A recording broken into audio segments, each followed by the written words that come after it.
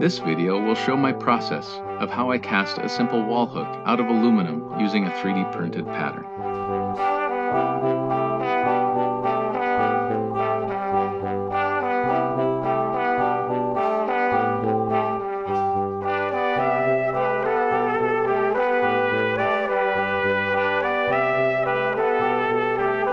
The challenge will be doing this cast using a 2-part mold. This will mean that the part must be tapered on all sides.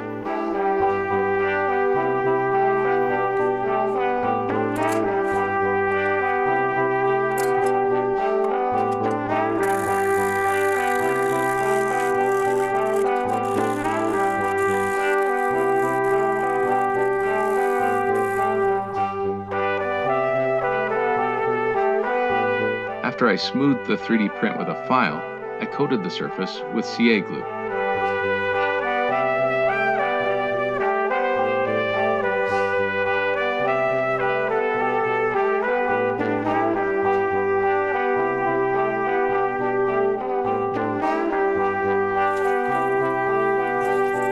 Then the pattern could be sanded smooth and finished with polyurethane.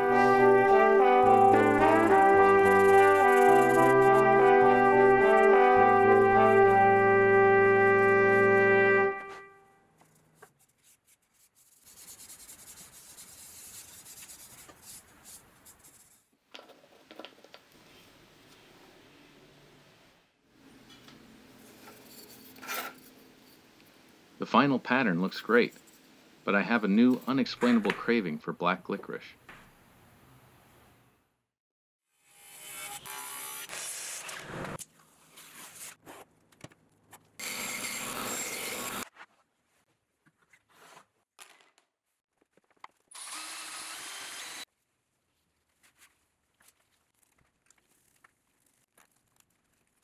The concept of tapered pattern or draft is something that escapes many people that are new to casting.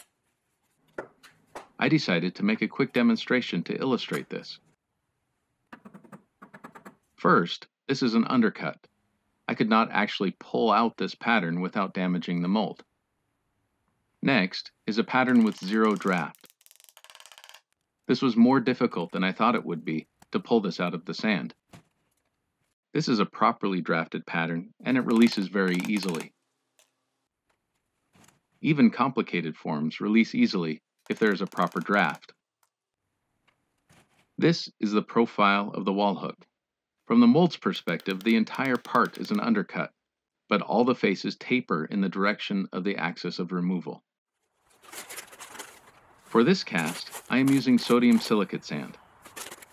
The mix ratio is about 3 to 4% sodium silicate to fine masonry sand by weight.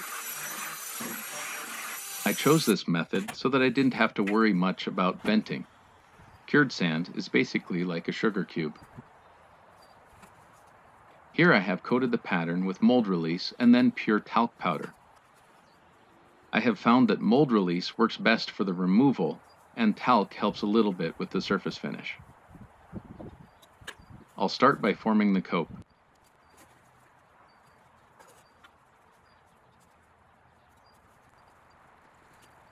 There is no need to ram the sand, as I'm looking to take advantage of the porosity. Here, I'll add the sprue.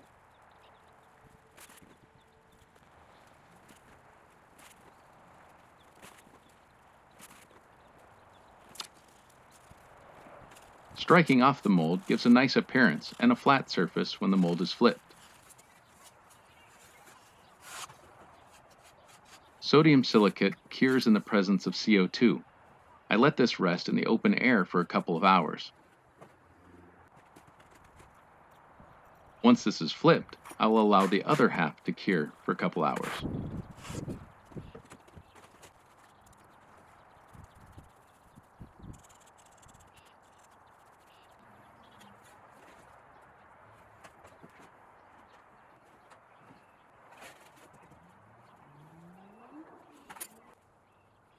Talcum powder will keep the wet sand from sticking at the part line. I place this lid over the sprue to stop the sand from going down the hole, and to serve as a small chamber to slow any turbulence during the pour.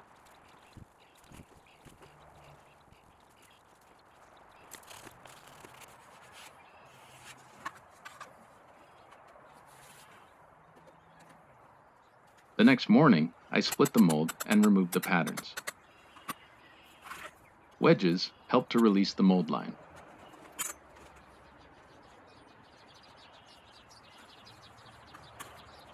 After all of that work, I still had no idea if the pattern would actually release from the mold. But with a couple of taps, the pattern released perfectly.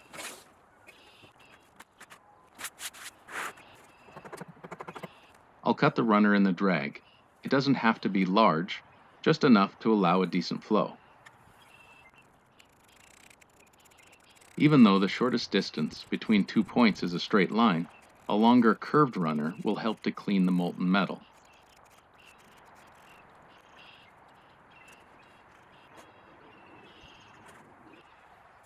Now to put the mold back together and fire up the foundry.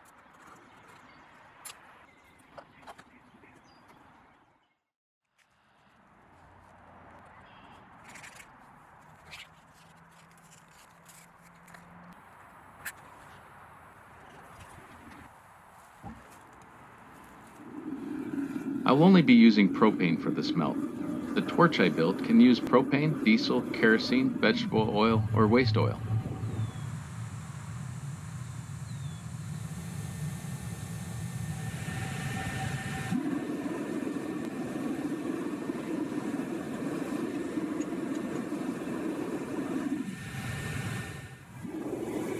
Here I'm just adding some scrap to remelt into ingots. It's always better to have excess aluminum than just enough. It can always be remelted. After the aluminum is degassed, I can scoop the slag off the top.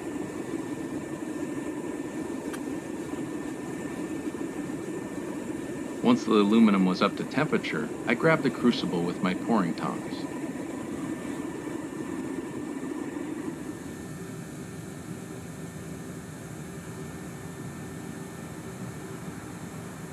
This was allowed to cool overnight.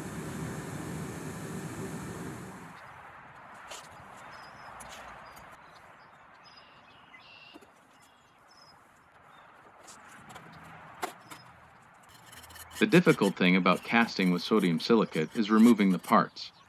Luckily, it eventually dissolves in water.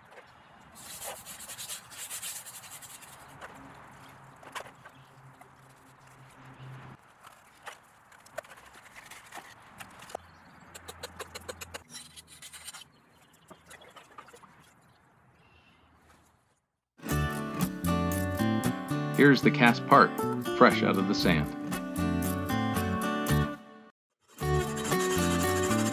I will need to cut off the sprue and runner and smooth the surface.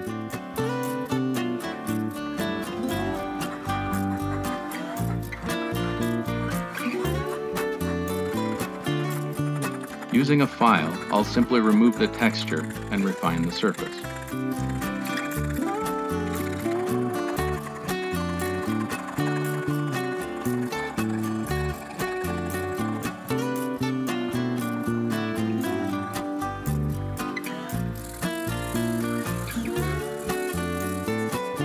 I wet sanded the piece up to about 320 grit sandpaper.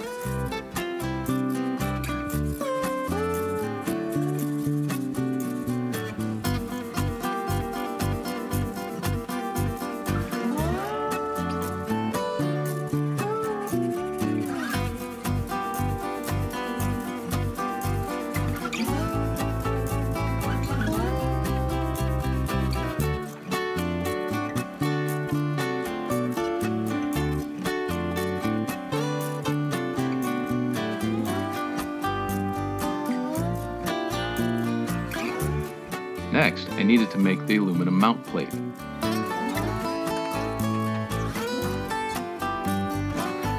The paper patterns make the layout easy.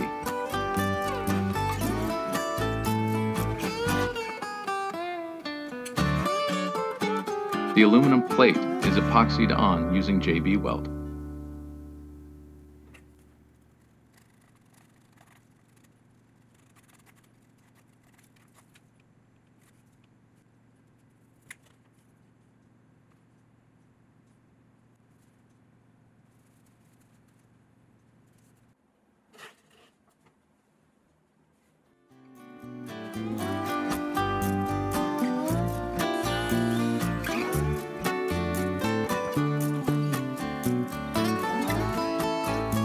The wall hook came out even better than I had hoped. Best of all, it works great too.